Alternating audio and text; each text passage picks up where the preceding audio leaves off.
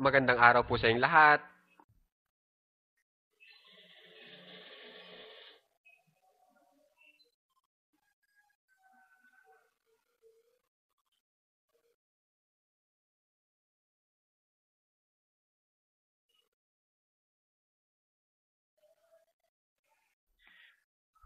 Okay po, mag-umpisa na po tayo.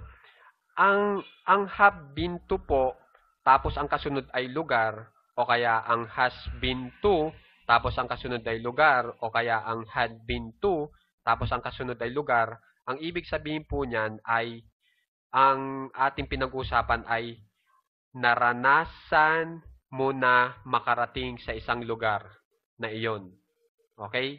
O kaya katatapos mo lang pumunta sa lugar na iyon. Yun ang ibig sabihin po nung tatlo.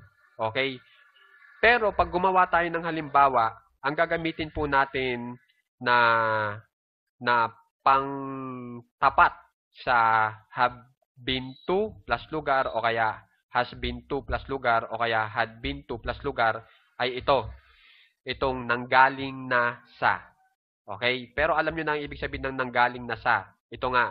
Ito nga ang dalawa. Okay? Naranasan mo nang makapunta doon sa lugar na iyon o kaya katatapos mo lang pumunta sa lugar na iyon. Okay po? At ngayon naman po, para malaman natin kung alin ba ang dapat gamitin, kung have been to ba, o kaya has been to ba, o kaya had been to ba, dumidepende rin po yun sa ating pinag-uusapan, sa ating mensahe. Kapag ang ginamit nyo ay I, we, you, o kaya they, o kaya noun na kung saan ay pangmaramihan, kunyari, maraming tao, katulad ng men, tapos ang pinag-uusapan natin ngayon ay pang ngayon, hindi pang nakaraan na sitwasyon, have ang gagamitin nyo. Okay? Pag ang gusto nyo naman pag-usapan ay itong he, she, o kaya it, o kaya pang-isahang tao o bagay, tapos pang ngayon na sitwasyon ang pinag-uusapan natin, has naman. Tapos pag pang nakaraan naman na pangyayari o sitwasyon ang ating pinag-uusapan, ang gagamitin natin ay itong had been to. Okay? So, alam nyo na ang pagkakaiba ng tatlo. Yun lang. Doon lang magkakaiba yung tatlo. Okay? Pero ang ibig sabihin nilang lahat ay ito, nanggaling na sa isang lugar. Okay? Tapos po, kung may nagtatanong dyan, bakit ang ginamit natin ay been? Ang been po ay, yan po ang tamang spelling ng be. Pag ang kasama niya ay, kapag isinama natin siya sa alinman sa have, has, at had. Okay? Kapag isinama po natin itong be sa have, has, at had, at ginamit natin yung be bilang main verb o punong aksyon. Kasi siya ang pinaka-aksyon po dito eh. Okay? Siya yung pinaka-aksyon sa ating mensahe. Pag siya ang punong aksyon o main verb, dapat itong be ay gawin nating past participle. Kaya ito, has been, have been, had been. Okay, yun po ang rason kung bakit. Kasi pag ang gagamitin nyo ay have be, has be, o kaya had be, mali na kayo.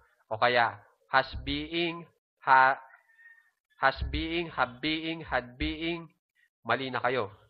Dapat gawin yung been para maging tama ang inyong grammar sa English gamit ang has, have, at had. Okay? Kaya naman, makikitandaan na po itong pattern natin na has plus verb. Itong verb natin, yan yung be na dapat daw naka-past participle. At ang past participle ng verb natin na be ay ito, been. Okay? So, makikitandaan po to. Has plus verb na naka-past participle dapat ang dapat nating sundin. Okay? At dagdag kaalaman po, kaya gumamit po tayo ng bin dito sa ating pinag-aaralan ngayon kung saan ay kasama ang has, have, o kaya had. Ang bin po kasi, ang ibig sabihin niyan, karanasan. Okay? Karanasan. Makikitandaan ha. Tapos yung pangalawa, gaano kahaba yung pananatili mo. Yun, yung dalawang iyon. Dito sa ating pinag-uusapan ngayon, merong patungkol sa lugar. Okay? Kaya ang ibig lang sabihin noon, pinag-uusapan natin yung karanasan mong makapunta sa isang lugar o kaya yung haba ng panahon na pananatili mo sa lugar na iyon. Okay? Yun ang been. Okay? Dito sa ating pinag-uusapan ngayon. Okay? Tapos dagdag kaalaman lang po, pag gumamit tayo ng has, have, ibig sabihin niyan, ang sitwasyon mo ngayon ay apektado sa ginawa mo dati. Makikitandaan po. Okay? Maya-maya makikita nyo kung bakit ko sinabi yan. Okay? Punta na po tayo doon sa ating halimbawa para mas maliwanagan pa po kayo. Okay, dito na po tayo sa ating halimbawa. I have been to Pampanga 2 times. Itong have been to, ang ibig sabihin niyan ay ano? Ito, nanggaling na. Sa. Diba? Yan ang binigay ko sa inyo. Nanggaling na sa. Kapag ito'y ininterpret nyo o itinagalog nyo, ang ibig sabihin, nanggaling na ako sa Pampanga ng 2 beses. Okay? Kung mapapansin nyo itong ating mensahe ngayon, ibig sabihin yan, habang sinasabi mo iyan doon sa iyong kausap, wala ka na sa Pampanga. Okay? Wala ka sa Pampanga. Yun ang ibig sabihin nun. Wala ka sa Pampanga. Sinasabi mo lang na naranasan mong makarating sa Pampanga ng 2 beses. Okay po? Pag gumamit ka ng have been to. Okay? Sinasabi mo yung iyong karanasan. Okay? Patungkol doon sa lugar na iyon. Kung ilang beses kang nakarating. At makikipansin din po, sinabi din dito na nanggaling na, di ba sinabi dito, nanggaling na siya sa Pampanga ng 2 beses. Ibig lang sabihin niyan, naapektuhan po ng iyong karanasan dati kung ano ang inyong pinag-uusapan ngayon. Parang ganito ang tema. Dahil kunwari, gusto nyong maggala. Yung iyong kausap gustong maggala sa Pampanga, pero parang ayaw mo na kasi meron kang dahilan. At ang sinasabi mo nga, nanggaling ka na sa Pampanga. Kaya parang ayaw mo nang pumunta doon. Ibig lang sabihin noon, yung pangyayari dati na ginawa mo ay nakakaapekto sa sitwasyon yung dalawa ngayon. Okay? At yun yung sinasabi ko na dapat yung tandaan patungkol sa have. Okay? At ito po yun, yung sinasabi ko na ang sitwasyon mo ngayon ay apektado sa ginawa mo dati. Tingnan nyo, yun yung have, ayun yung has. Okay? Yan yung ibig sabihin ng has o have sa ating sa itinuturo ko ngayon na halimbawa. Okay? Okay, dito naman po tayo sa had been to. Ito pong had been to, kung maalala nyo, ang ibig sabihin niyan ay nanggaling na sa. Katulad noong ibig sabihin ng has been to at have been to o have been to. Di ba po ba? Kung mapapansin nyo, magkaparehas sila ng ibig sabihin. Ibig sabihin ay kagagaling lang sa lugar na iyon. O katatapos mo lang pumunta sa lugar na iyon. Kaya naman, ang ibig sabihin niyan, paano natin mapapatunayan na yung had been to ay nangyari sa nakaraan? Di ba po ba? Para mapatunayan natin na yung had been to natin dito, na kung saan ay ibig sabihin ay kagagaling mo pa lang doon sa lugar na iyon, para mapatunayan natin na nangyari yun sa nakaraan, kailangan natin ng tinatawag na dependent clause. Kung saan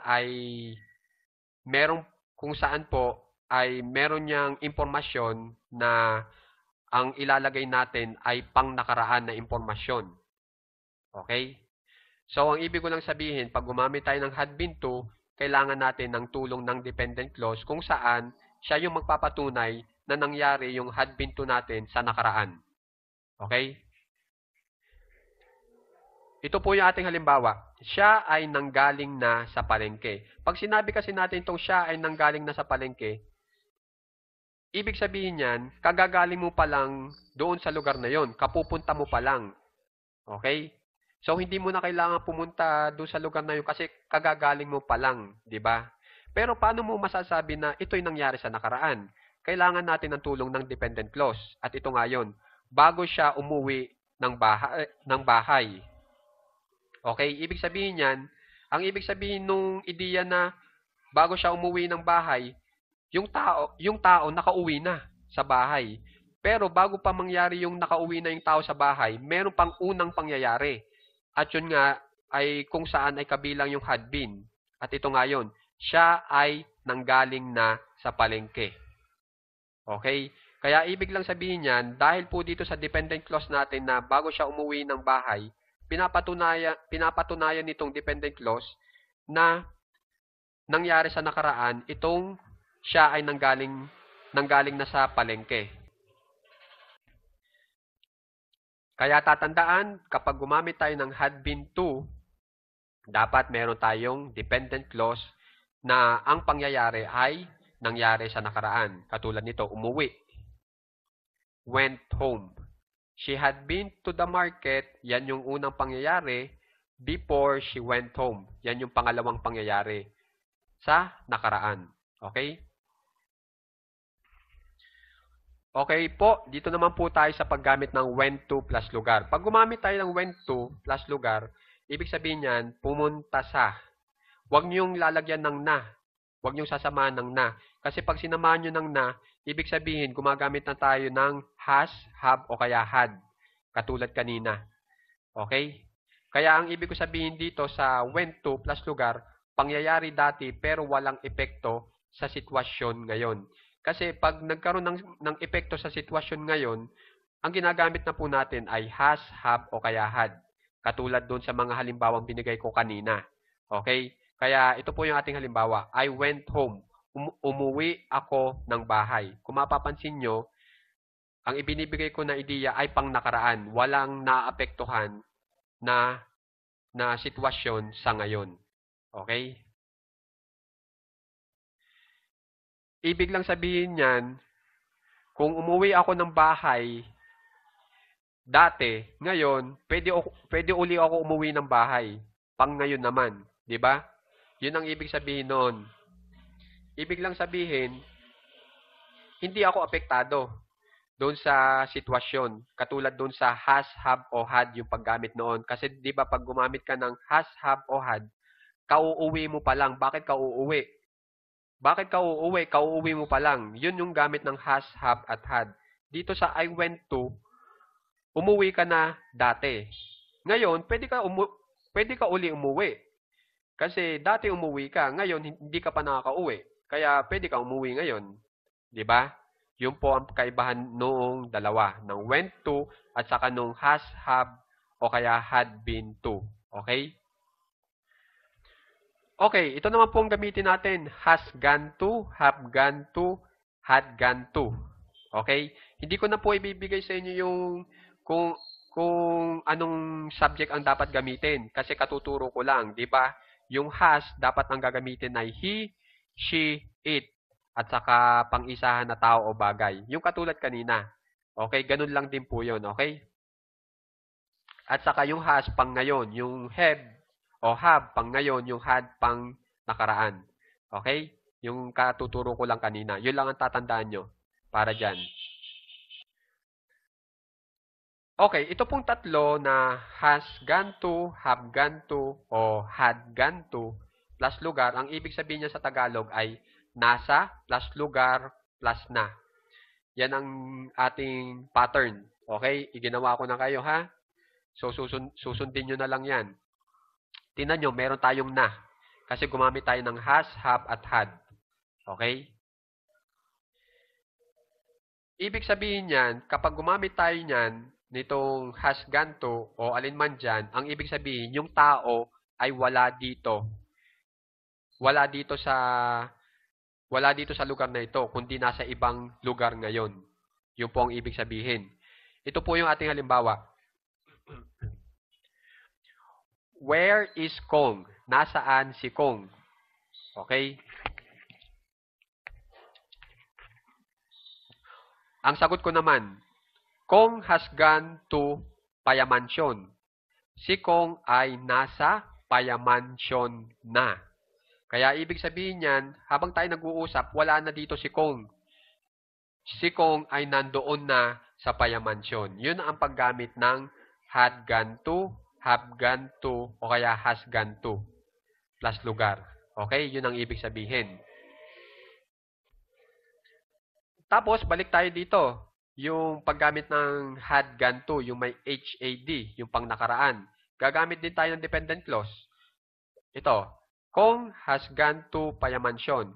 Si Kong ay nasa Payamansyon na. Tapos, plus dependent clause. Noong kami ay naglaro ng basketball. Kong had gone to Payamansyon when we played basketball. Kung mapapansin nyo, yung dependent clause natin ay nangyari sa nakaraan.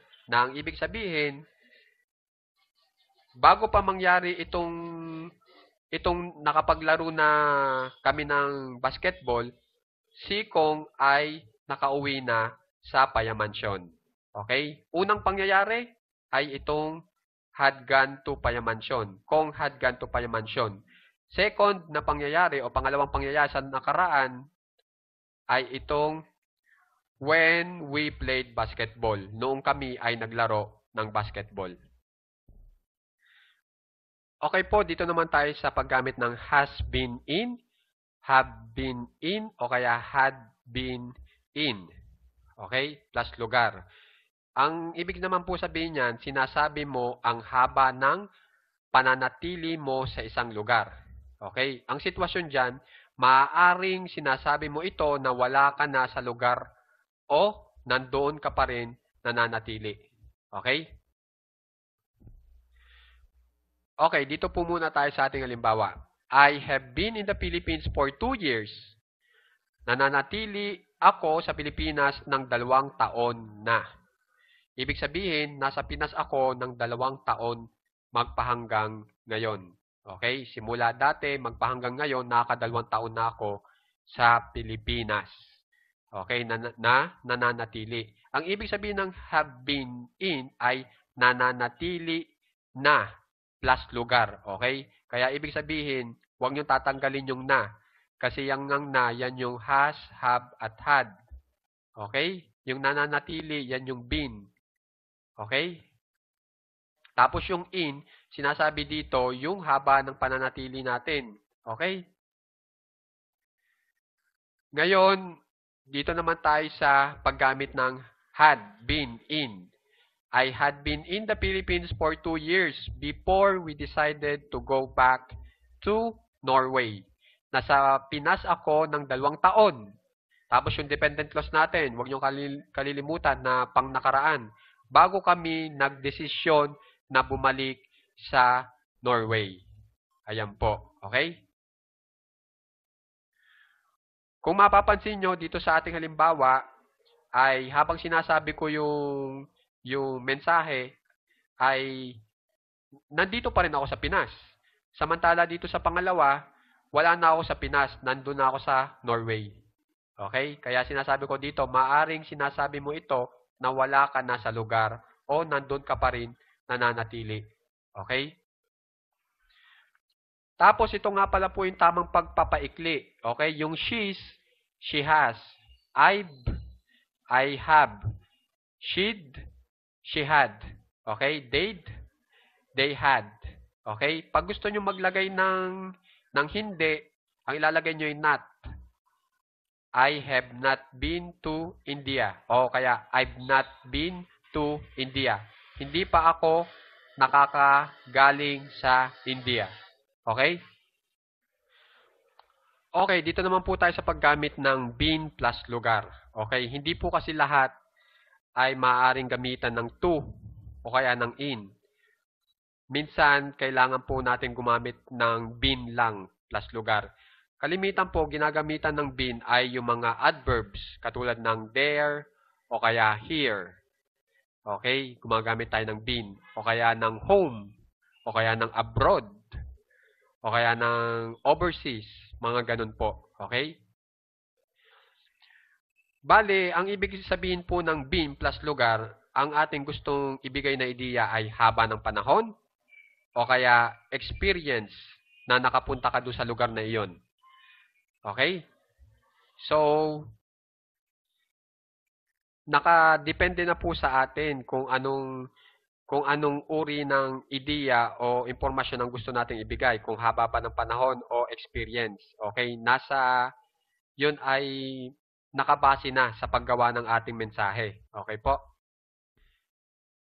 Ito po yung mga halimbawa. I have been there. Pag sinabi mo yan, ang sinasabi mo ay karanasan. Nanggaling na ako dyan. Okay? O kaya nanggaling na ako doon. Okay? Tapos ito, I had been there for 2 years. Nananatili ako dyan ng 2 taon na. Dito, may magtatanong, Sir, bakit gumamit kayo ng had been tas walang dependent clause?